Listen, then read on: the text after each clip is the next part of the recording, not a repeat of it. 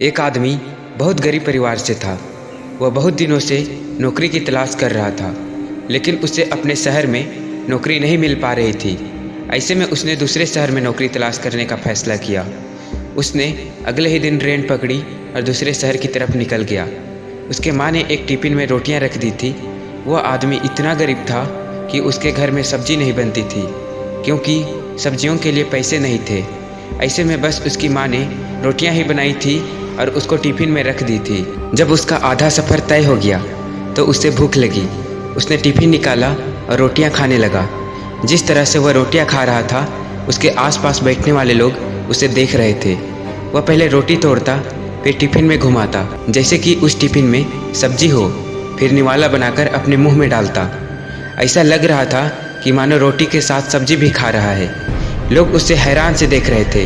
वह ऐसा क्यों कर रहा है, उन्हें समझ नहीं आ रहा था। एक आदमी ने उससे पूछ ही लिया कि भाई, तुम्हारे पास में केवल रोटी ही है, तो तुम रोटी को घुमाकर मुंह में क्यों डाल रहे हो?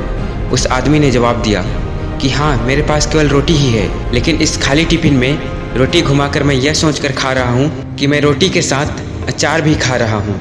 दूसरे व्यक्ति ने पूछा, क्या इससे उस आदमी को अचार का स्वाद आता है? उस आदमी ने कहा कि मैं रोटी अचार सोचकर खा रहा हूँ तो मुझे स्वाद भी आ रहा है। जब उसके आसपास बैठने वाले लोग ने यह बात सुनी तो एक आदमी बोला कि अगर सोचा ही था तो अचार ही क्यों सोचा, मटर पनीर या शाही पनीर सोच लेते।